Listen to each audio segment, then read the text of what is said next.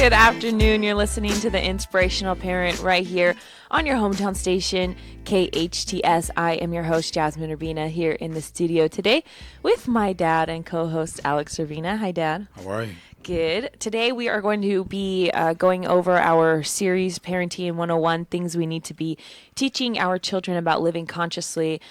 This, I believe, is our fifth episode of this series, and if you've missed any of the other series or you want to kind of get an idea of what we're talking about, you can find our podcast online at hometownstation.com.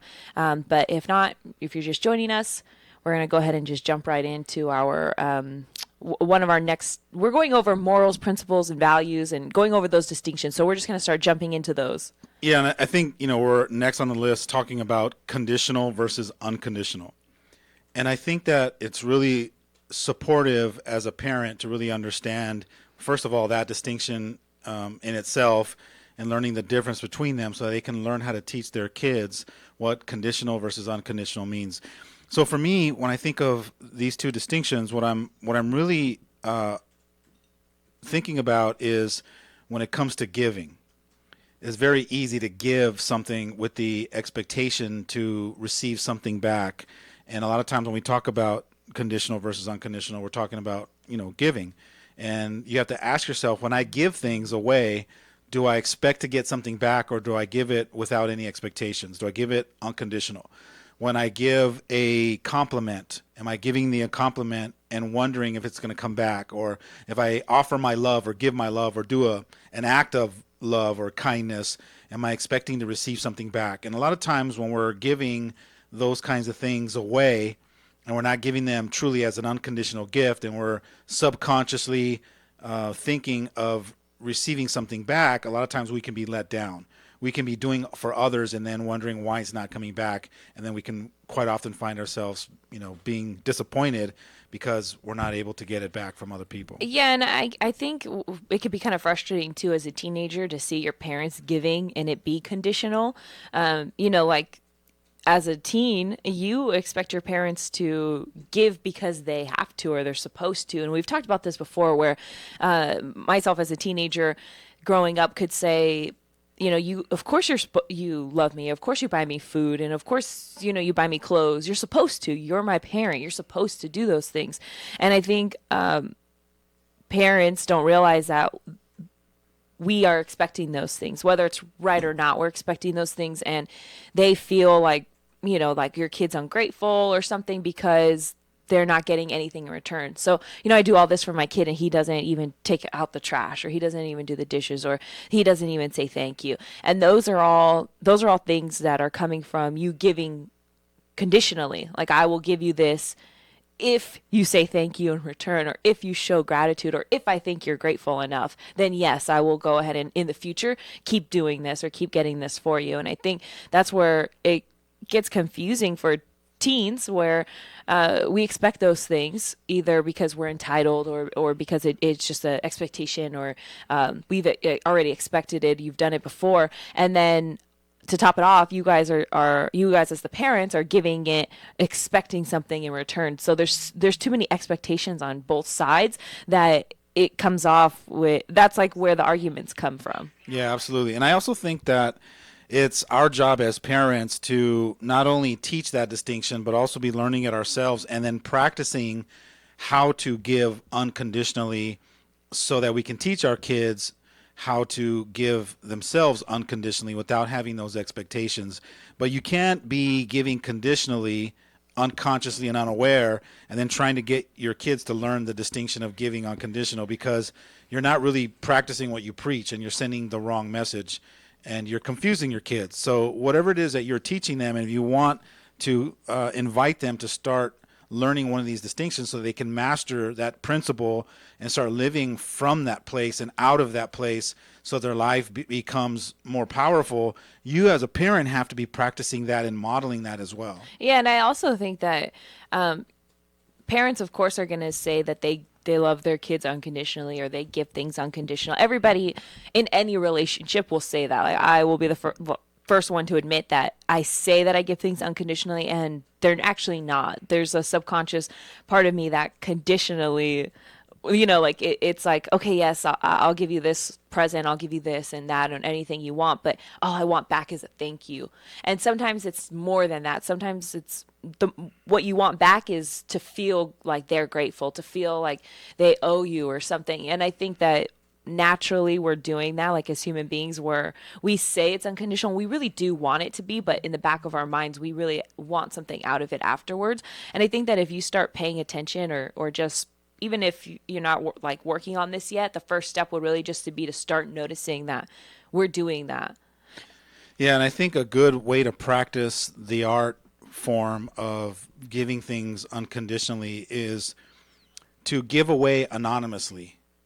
Like, make a donation or make a pledge or give something to someone to enhance the quality of their life without letting them know that you gave it. Start, practicing that in your daily life, and notice the goodies that you receive from that, the warmth, the validation that you're a giver and that you care and that you're compassionate and that you're loving and that you're supportive, without trying to get the goodie from it. Like, set yourself up in a way that no one knows that it came from you, so you can learn how to practice how to give unconditional and not expect to have a thank you back. Another way you can test this with people that you are in relationship with is when someone says, excuse me, if someone says, I love you, instead of responding with "I love you too," respond with "Thank you. It's great to be loved by you." And Or, see what happens. yeah, or smile and just say thank you without saying "I love you" back. Or you can practice saying "I love you" to someone, and then notice yourself to see if now you're listening to see if you actually hear it back from them or not. That'll tell you whether there's a part of you subconsciously that is giving with that condition, to see if you get it back or not. Yeah, and I think everybody falls into that. Everybody's guilty of that. Everyone, because it's natural and it's what we want. And I just wanted to point out that, Yeah, you're not bad and wrong yeah, because you're doing that. I think everybody does that, and I don't think that it's wrong to do that. Right. However, I can see now, after all the times where I've said, I love you, and they don't say anything, and I go, do you love me too? I can see how that could be destructive to my own, to like my own self. Like, instead of being able to say I love you and walk away and then not say I love you Yeah. back. Where for me, I think it just serves myself, like, mentally and emotionally, to be able to give, unconditionally. So I really, like we've been saying, I don't think one of them is right or wrong. I Yeah. just think one of them in the long run is going to make me feel better, and it's going to make, it's going to be healthier for me. And I think the reason why I point the distinction out is because, not that I want to point out or have you decide whether one is right or wrong or not. That's up to you because you're the meaning maker. But I want you to look to see that if you are giving conditionally all the time and you're not aware of it, too much of that can be unhealthy. So this is, every time we talk about these things, we're talking about having balance.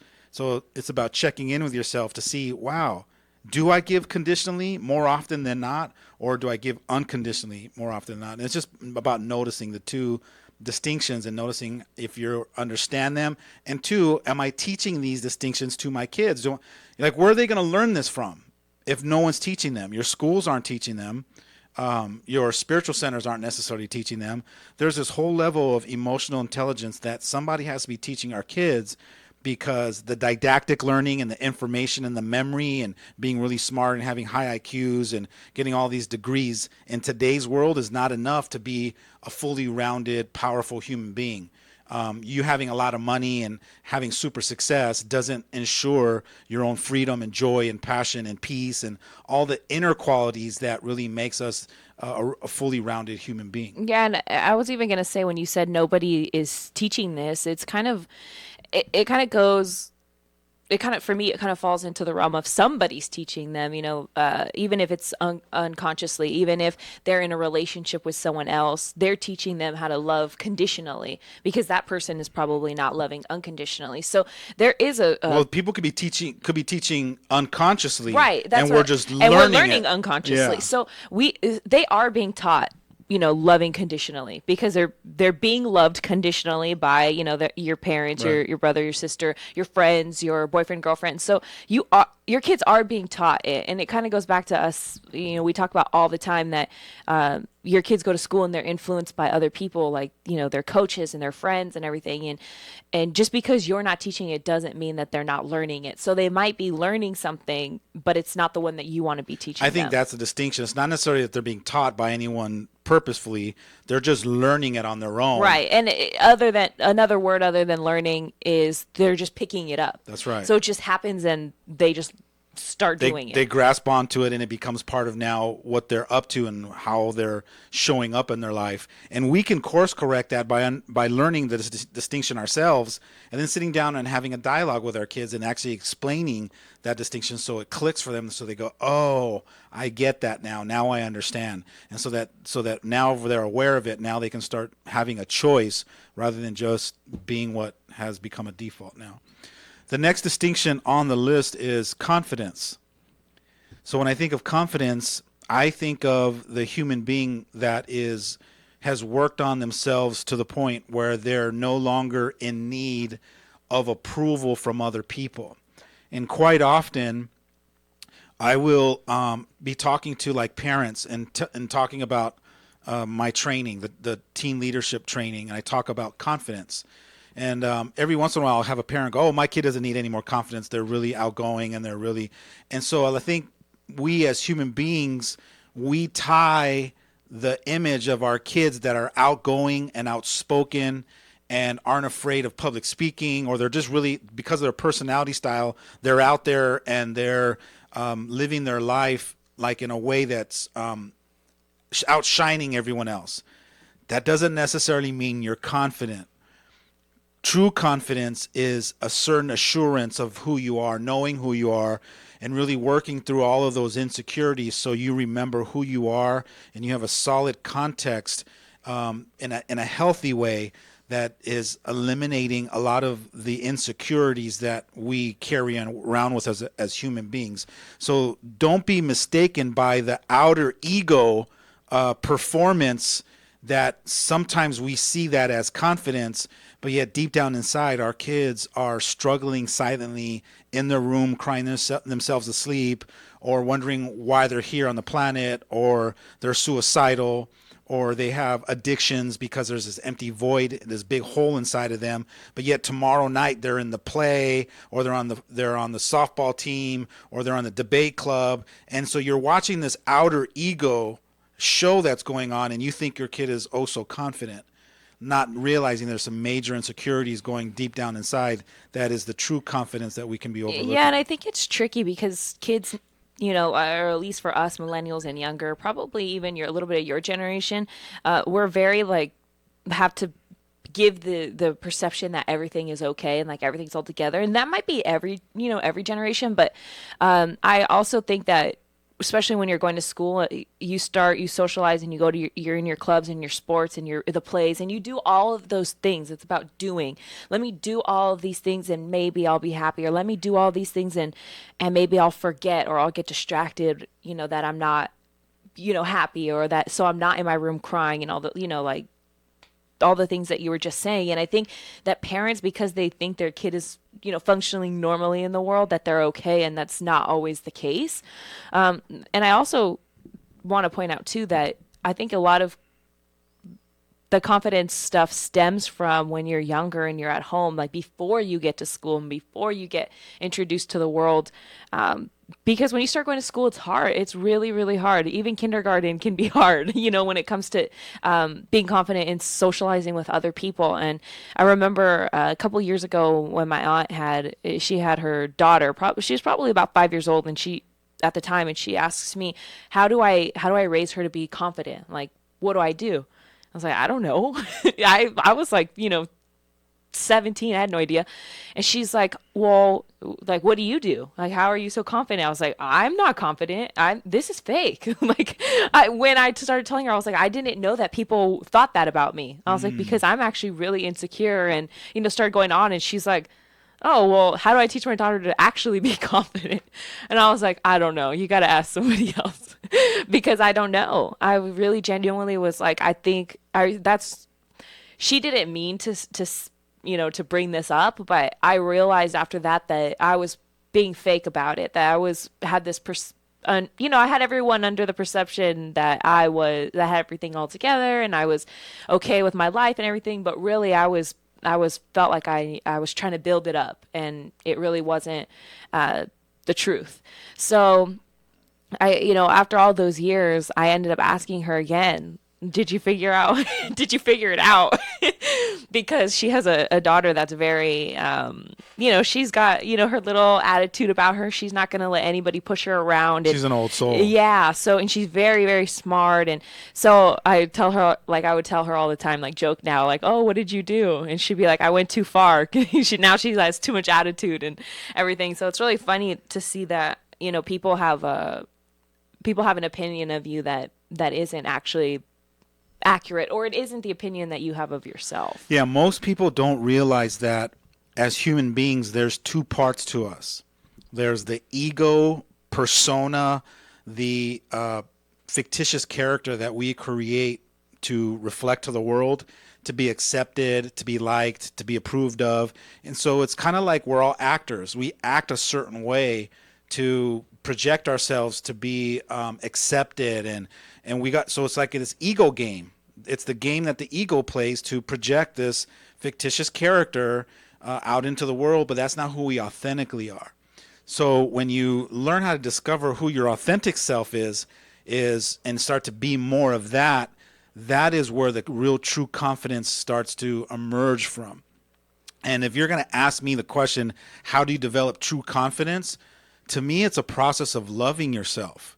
It's like this constant, every day, all day long, minute by minute, moment by moment, process of accepting who you are and loving everything about yourself, surrendering all the doubts and the insecurities and the judgments that you have about yourself. If you can just go on a journey, a spiritual journey, I'm talking about not a religious spiritual journey, but the spirit inside of you, and connecting to that and really falling in love with yourself for a year or two and accepting yourself for who you are and what you're made of and everything about you, you will start to develop this inner confidence, this assurance that is not spoken. It's not true confidence. To me, isn't something that's external. It's something that's internal. And so what I'm learning is that those people that are confident don't go around projecting confidence. It's just, even in their silence, you can tell they're confident. It's the way someone walks in the room, you go, that person is confident, versus the one that's just pretending to be confident or projecting themselves in a way to kind of protect themselves. You can once you understand and learn it and study it, you can really define the true meaning of what true confidence really looks like. I also think that, especially in the teenage years, your confidence is already it's almost like all your confidence has been built up to this moment. Like when you're a teenager and you're really hormonal, high school era, even middle school, your confidence is like, it's already probably not the highest it could possibly be. And then the next couple of years is just a zigzag, up and down, up and down. And for some people, it's just a decline, like during that time. And I think that parents are the last person that should be a force for that confidence. They're the last persons that should be making that or contributing, not making, contributing to the decline of that confidence, only because everybody is already doing it. And I myself, as the teenager, am already doing it on my own. I don't need anybody else around to do it for me. It'll happen on its own. And I think that parents don't realize, or they forget, or whatever we want to blame it on, is that you can be part of that zigzag is just part of life. You're not going to be the perfect all-star parent that's just going to get your kid to have this amazing boost of confidence, especially in their teenagers and high school, but you can contribute to the zigzag so that there isn't just a straight decline. And I think that family and friends and everything are part of, like I'm saying, the zigzag. They're part of the part that goes up, and all the other things, boys, girls, homework, teachers, whatever, they're all part of the decline that make us feel not the best. And I think that your parents, of course, should be the ones that are constantly the ones that are pushing you up. And sometimes it's not that way. even if you don't mean to, in your unconsciousness, you're, we're doing that. And it's not just parents, it's everybody. So I just want to point out that there are kids that, yes, they look like they have it all together, but really they're going through their own decline with their confidence. And parents should be the last person to contribute to it. And I think that quite often as parents, we don't realize that a little bit at a time we could be chipping away at our son or daughter's natural development of their own confidence, because sometimes we project our own anger or frustration out and it's onto them, and that just chips away at that marble, beautiful marble that they are inside, or gem or diamond that's in there. And a lot of times we don't realize that we're doing that. Last night I was working with the sheriff's department. I support them in this program called VITA. It's a 16-week boot camp they do for some of the kids that are really struggling in this community. And I was working with the parents last night, and we were doing some very deep, powerful inner work. And I noticed that a lot of the parents that were, sharing through some of the discoveries, they were courageously kind of telling on themselves, and they were owning up. And this is where the breakthroughs were happening. And some of the sharing was so powerful. Some of it sounded like, one of the things I'm realizing tonight and sitting in front of my son is that he can't even make eye contact with me. And I remember when he was a little boy, we used to sit and stare at each other for hours. And some of the sharing sounded like, I realized that happened under my watch. Like who was I being in all of those moments that I was angry or frustrated, that I chipped away at this little kid, that he can't make eye contact with me and that he doesn't want to look at me anymore. And the mom or the dad is just crying because they're realizing that unconsciously that they've been taking out their aggressions and their frustrations a little bit of time, day by day, week by week, month by month, year by year, slowly chipping away at the confidence that we're supposed to be putting into our kids. Our job as a parent is to build them up. It's to encourage them. It's to empower them. It's to inspire them. It's to believe in them when they don't believe in themselves. And I think a lot of times we forget that as parents, that's our main job. Your main job is when your son or daughter's doubting themselves or when they make a mistake, it's not to beat them up and validate for them that, yeah, they are bad and wrong, or they aren't capable, or they're not enough. Your job is to go, no, you can do this. I believe in you. It's just a mistake. Let's go back at it again. Let's try it again. Your job is to give them multiple chances and then encourage them. But I think so much of us are unconscious, and we don't realize that we forgot what our job is. And so last night it was so refreshing to have those parents be reminded. And I think a lot of parents, they are truly convinced that their main job is to make sure that their kids get to school, get their food, get, their clothes, and go to college. And that is a big priority. I think that's what we're defaulting to. We're just defaulting to, if I can just get that done, I've done my job. And it's a different mindset. It's a different parenting. Conscious parenting it's a different come from. It's a different model. And if you subscribe to it because you see the value, you got to really put the work into it. Yeah, we have to take a quick break, but stay tuned for more of the Inspirational Parent right here on your hometown station, KHTS.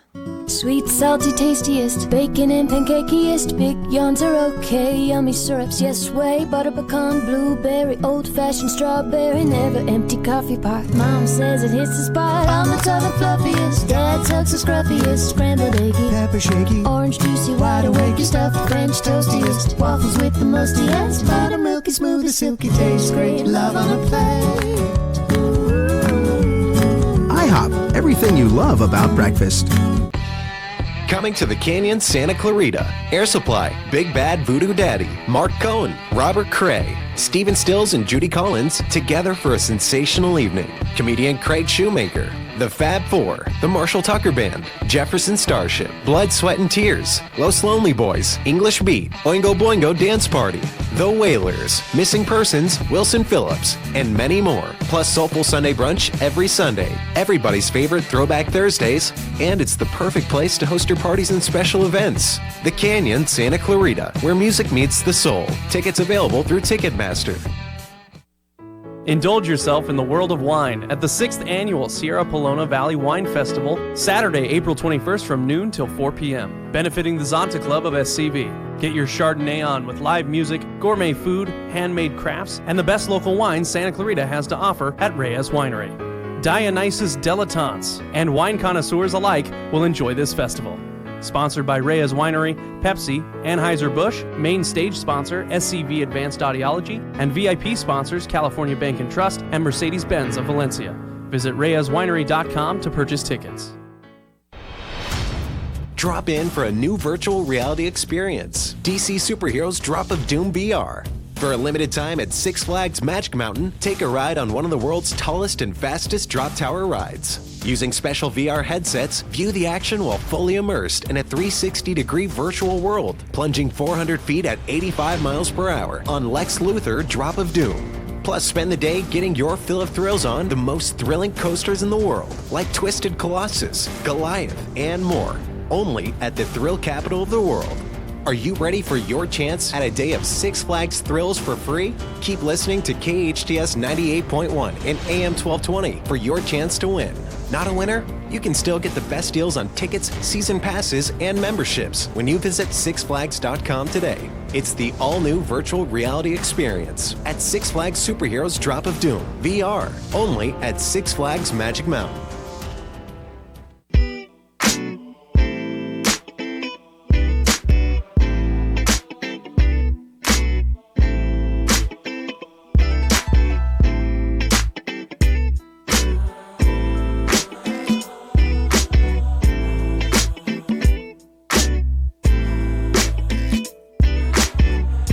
Welcome back. You're listening to the Inspirational Parent right here on your hometown station, KHTS. Today we are on part 5 of our Parenting 101 series, things we need to be teaching our children about living consciously.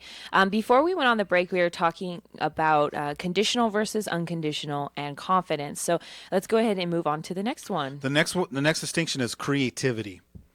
Creativity, for me, I think, is the essence of what makes each one of us unique. I feel like each one of us has this ability to be artistic, and we have this beautiful way about us to unfold our life and be creative and self-expressive, to let the world know that we're here and that we have a gift to give the world, and we're going to give it in this specific way because only I can do it this way.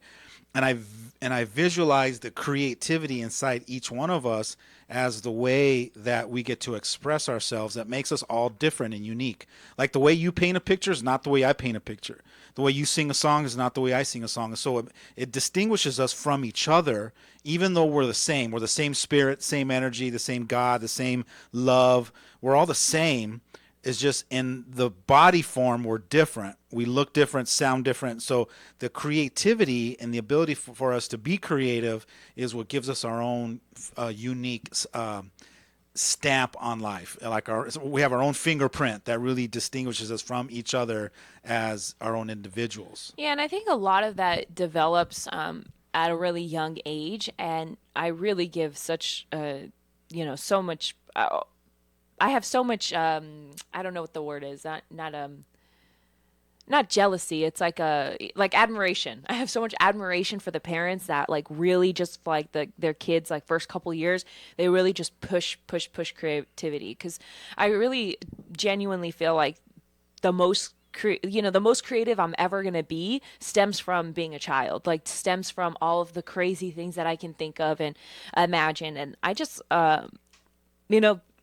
a lot of parents, they really want to push school, and they want to push being smart and everything. And I think those things will come eventually, those things come in your learning, but creativity, no one really teaches you that. I mean, even in an art class, you'll never learn the things that you would have learned or made up or imagined on your own as a child. And, there's a lot of studies that go back to saying, your creativity stops developing at age 4 or age 8. And that's so young for your creativity to mature. And I think that if we're not putting enough to it, with our kids when they're young, then it's going to be, it might not fully mature. And as someone who has struggled with being creative in my own life, it's very challenging. I wish that when I was younger that I was out there doing, even at 4 years old, just doing something or being something that could contribute to my creativity now. But, as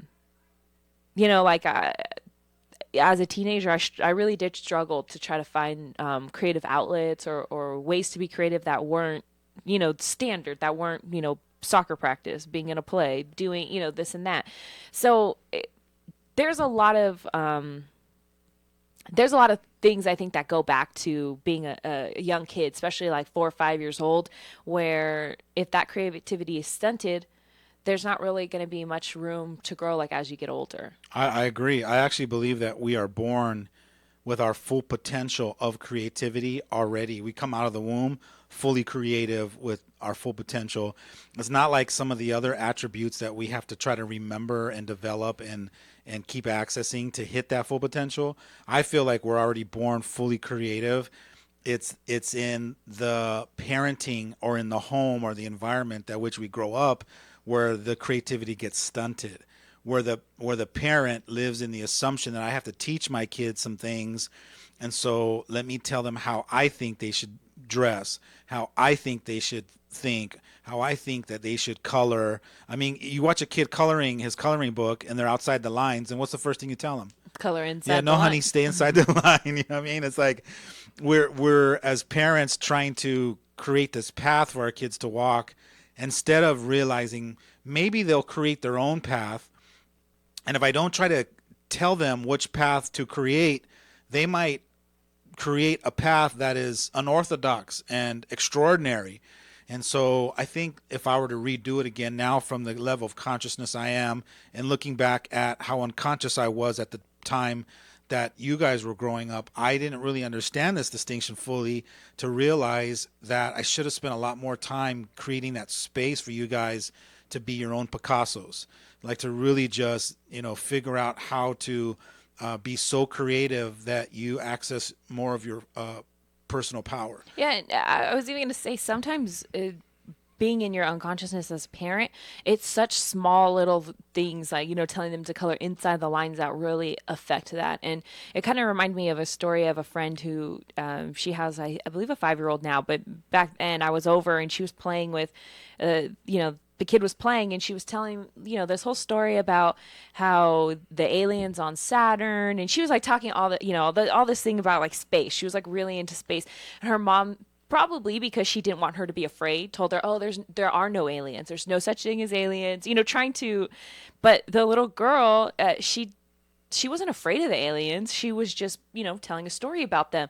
And as soon as she said that, I saw like in her face, like The little girl? yeah, Oh. she was like, "What do you mean there are no aliens?" But her mom was like trying to do it in a, to protect her so she wouldn't be scared or something.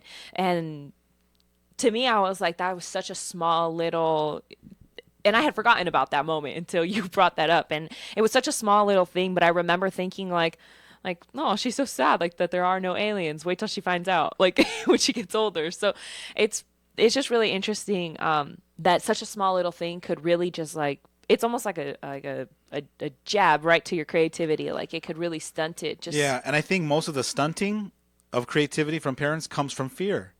So I'm afraid that you're going to think like this and it's going to affect you, or you're going to be disappointed. So let me course correct it right now. And I'm all about course correcting. However, I'm really about you being really mindful and aware and conscious of how you course correct and the way that you're course correcting. If you're course correcting with a certain rigidness, like it's only your way, then you're telling your son or daughter that there's no other way but that way, and then they stop being creative. But if you course correct it in a way, or frame it in a way that you say, you know what, I don't know if there's any aliens. There might be. It's a good possibility. Then or when you're they're not telling the story, don't say anything at all. Yeah. Just let them. So there's different versions. There's different levels to it. So if she comes to you and asks you, "Mom, are there aliens?" And you don't know, or if you think you know, you can say, "I don't know. That's a good question. Maybe you should research it, or let's research it together." Instead of projecting your own truths or what you think is true or your own beliefs onto them, you're more in a discovery mode with them so that you don't kill their ultimate creativity. Because I think if we were to, as parents, look at our children and then rewind the tape and go down and just look at all those pivotal moments, from a conscious level, we can find all these little moments, like if we had a movie reel that we can play back, and we would probably we would need like 10 boxes of tissue because we're crying to see all those little moments where we weren't aware that we could have snuffed out their own hope and their dreams and their own creativity. And then we wonder why our kids don't have dreams anymore. And I swear to you, working with teenagers and working with young kids, I'm finding out more and more kids don't have dreams. When I was a kid, if the teacher asked, like, who has a dream? What do you want to be when you grow up? Everyone's hand went up. For whatever reason, this I generation, you ask what their dreams are, and a lot of them just, they haven't been, maybe had permission to dream or to be creative enough to think that they are worthy to have any kind of a career or have any kind of a life that they can dream up. Yeah, and I was going to even say, I think there's a lot of people that would probably say, oh, they're that way because of themselves. They have no ambitions and they have no, there's a lot of things that you can blame why.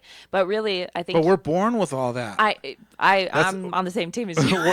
we're born with all that ambition and drive and when you're little like that, you're ultimate visionary. Everything is possible. It's through the conditioning of the parenting where we, a little bit at a time, unconsciously are snuffing that out. We're putting the fire out. Yeah, and I think you said it earlier too. You said they feel like they're not worthy of something, or they're not worthy of that dream or that goal. And I really think that, like we have been saying, those little things, those little moments. If your kid is, maybe kind of small, skinny, short, and he wants to go out for football, and you say, I don't think it's a good idea. That's a big deal. Even I don't think that's a good idea because I love you and I don't want you to get hurt or whatever you justify it with. Just by saying I don't think that's a good idea now leaves your son or your daughter to make up a belief, a limiting belief. Wow, my mom doesn't believe in me. Wow, my mom doesn't think I am capable. Like all their limiting beliefs start right there. If my mom doesn't believe in me, no, who will? Nobody will. That's because our mom and dads are our gods. They're our kings and queens. They're the ones that have the final say so, and so they really validate us and our beliefs and our possibilities, and we look to them to see if they have this unlimited amounts of possibilities in them, and they're validating whether that's true or not true. Yeah, and if you think that your kid does not care, like could not care less about what you think, or wants, doesn't really think you're their god or their queen, their king, whatever, that's not true. The reason why they have an attitude with you or get mad at you or fight with you so much is because they feel like you're not on their team, or they feel like they're not good enough for you. It all stems back and comes back around to that. They'll never admit that, and you are probably thinking, oh, that's not why my kid has an attitude, and it really is. It's because they've created enough evidence through the years that every time they've come with you with their excitement or their idea or their vision, somehow, some way, not purposefully, not intentionally, but unintentionally and unconsciously, you've said something that just shot them down, like bursted their bubble. And so that's probably why your kids don't come out of the room and want to hang out with you. Or every time you invite them, they're like, "Nah, I'm cool. I'm just going to play video games in my room." And that's the hardest pill to swallow, is as a parent to know that, your kid didn't just wake up one day. And I said this last night at that workshop. Your kids didn't just wake up one day and all of a sudden you have all these behavioral problems. It's been happening in increments, a little bit at a time. And all those little warning signs was signs for you, mom or dad, that you need to course correct your ability to parent. There are certain things you're doing that's shutting them down. It's snuffing out their light. It's sending messages that they're not the beautiful, courageous, extraordinary, magnificent human being that they believe themselves to be or want to be. And that's really hard. It's really challenging as a parent to grasp their mind and wrap their mind around that they could have played a part in the dysfunction of their kid. Okay, so here's the $1 million question. If I'm a parent, how can I speak to that creativity with my kid? Like, how can I make sure that not only am I not the one that's like stunting it, but how can I, work with them to make it more? I think the first step is the awareness and the willingness to be honest and go, all right, I acknowledge that what you're saying, I can see that. Some people can't even see that. Some people right now are changing the channel because of what we're saying. A lot of people don't want to hear it. They don't subscribe to it. It makes them uncomfortable. They can't hear us, so they're not even listening. But the small percentage of people that are listening, they're going, you know what, some of that makes sense. I want to do that. So the first step is you going, all right, I can finally take responsibility that the part that I've played in my parenting and my unconscious parenting up until now in this new awareness, I have stunted the growth of my kid.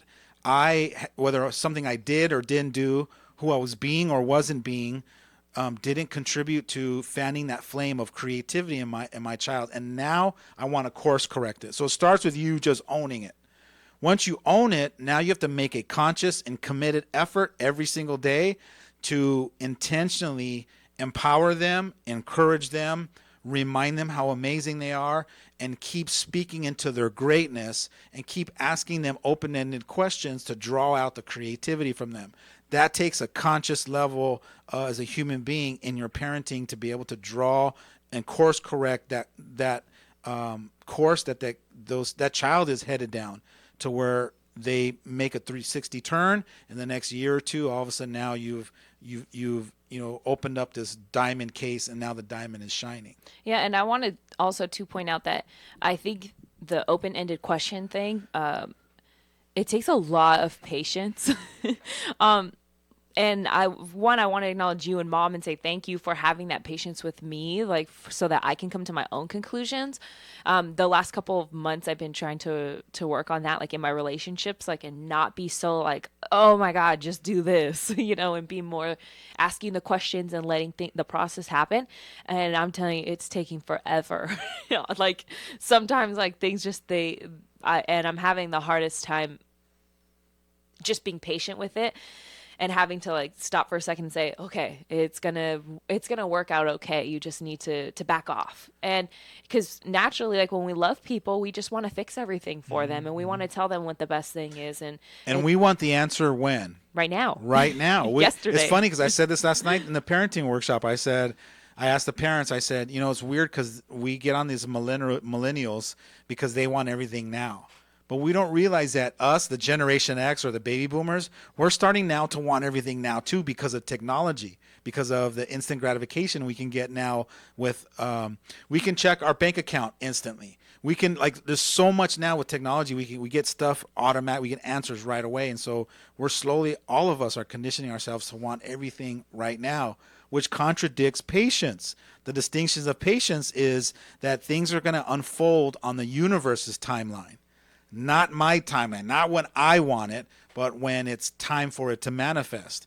My job is to allow myself to be okay with that process while I'm fanning the flame and contributing to creating that result in a calm, trusting manner, while I'm constantly influencing that result in a way where I'm not trying to make it happen in a moment that can't happen. Because if it could have happened, it would have.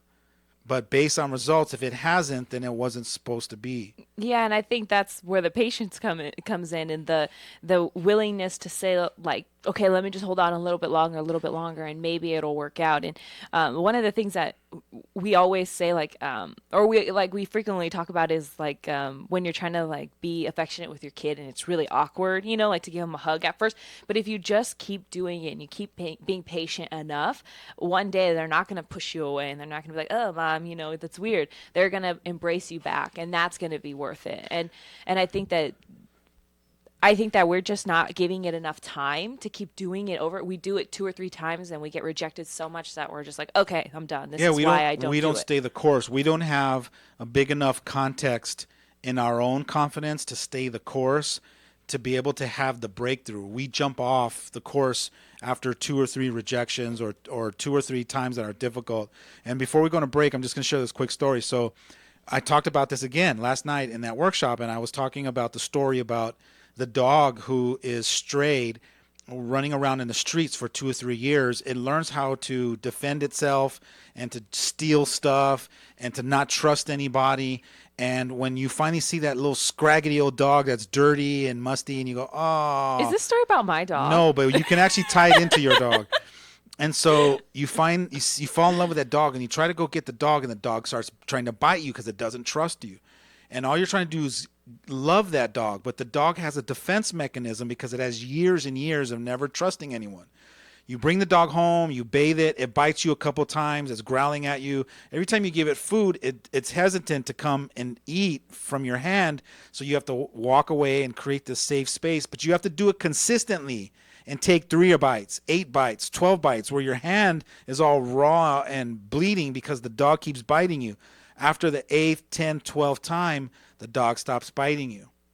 The dog starts trusting you because you're consistently staying the course, until eventually one day the dog will come up real skittish and it'll eat from your hand. And then the next time the dog comes up, sits next to you and puts his head on your lap, and now you've now created that trust and that bond. It works the same way with kids. However, as human beings, as parents, we're not patient and we don't trust that process. We jump off because it's very easy just to jump off and blame our kids. And we can control kids more. So there's we're used to being the controlling parent for 8, 9, 10 years. So we default to just going back to the controlling, which bumps heads with them because they don't want to be controlled. And then we're now seeking these programs to come fix our kids for us. Oh, I love that story. We'll be right back. Stay tuned for more of the Inspirational Parent right here on your hometown station, KHTS. Santa Clarita, bedbugs are taking over our city. They've invaded our homes, our businesses, and most importantly, our sleep. If you have suspicious bites that appear nightly, or have a bug that you need ID'd, your best option is to make one call to All Pro. We offer a 100% guarantee that your bedbug issues will be solved with heat in one treatment. No need to tent or spray your house with chemicals. Heat is all you need. Call 661-298-2200 or text me a bug picture to 661-645-0540. It's time to sleep tight again, STV. Six Flags is open every day of the year, so come celebrate spring break at the thrill capital of the world. Go higher on Goliath, go faster on Tatsu, go for a 360 spin on X2. Year-round thrills, year-round fun, year-round savings. Go to sixflags.com for big discounts on daily admission or season passes. Save up to 50% on a 4-pack of passes and get Hurricane Harbor passes free. Go big, go Six Flags. This is a Rita's Daybreak. There's a huge crowd at Rita's. With so many amazing flavors, every day's a treat. Let's see what folks are celebrating. I lost my first tooth. No more training wheels. My dog photo got 37 likes. 3 kids, 3 activities, 0 meltdowns. There you have it. Layer it, blend it, or drink it with Italian ice and creamy custard. So many reasons to celebrate at Rita's. This has been a Rita's Daybreak. Rita's.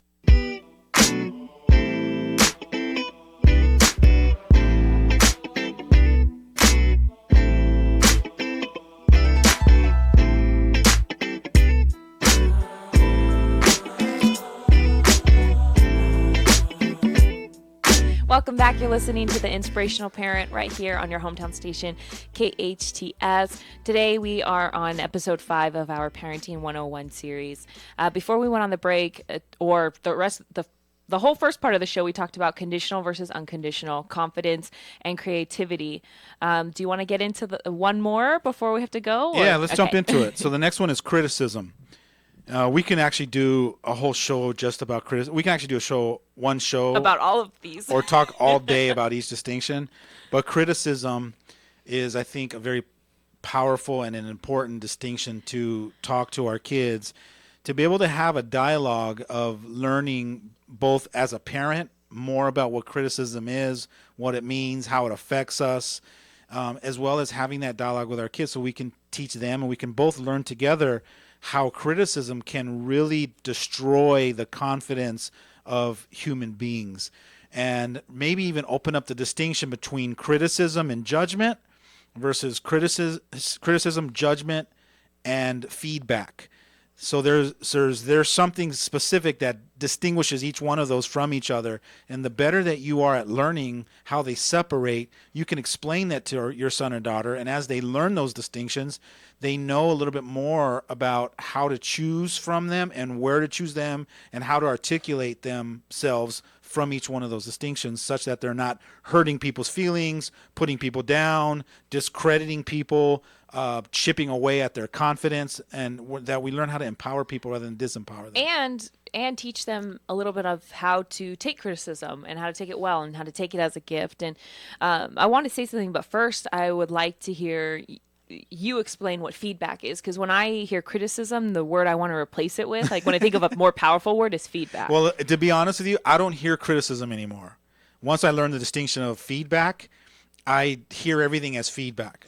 And so what it really boils down to is your perception, because we're the meaning maker to everything. So I've decided that every time someone gives me quote unquote criticism, I interpret it as feedback because it's more empowering. So the distinction of feedback is that somebody gives you some information of what they're seeing, observing, or experiencing, and they're giving it back to you. They're sharing that insight with you of what they're interpreting, such that most people are giving you that information because they think that information is going to help you or better you. So as a coach, my job is to give feedback to people. But I really explain the distinction. When I give you this feedback, I'm not giving it to you because I'm in judgment, or I'm not giving it to you because I think you're bad and wrong, or I'm not judging you or criticizing you from it. My feedback is giving to you as a neutral observer, just as information. And then you get to decide if the information is valuable for you or not, hearing it from a third party as an observer that's looking from the outside looking in. So when people give me what they either see as criticism, I interpret it as feedback. I give people the benefit of the doubt that you're giving me this information because you care about me and you want me to win. So I perceive it as a gift. So therefore, I'm hardly ever offended, annoyed, angry, disappointed, or felt disrespected or dishonored, because I don't hear people when they speak as you're giving me criticism. But it's just the way that I've trained myself and I've wired myself to be able to master my own perceptions. Yeah, and I think growing up, learning feedback, like primarily, when I kind of learned what criticism was, I was like, oh, you mean like feedback, but mean. Yeah. So I love that you said the word mean, because somebody can give you information of what they're seeing and what they're experiencing, but it bases down on their come from.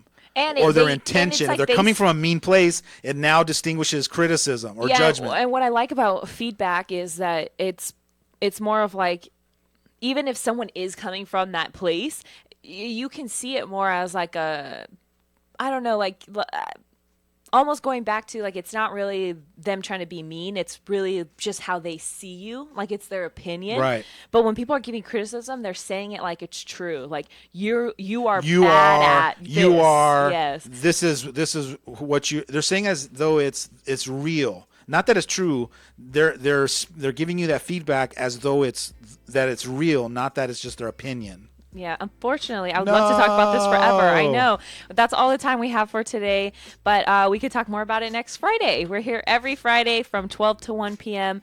right here on your hometown station, KHTS.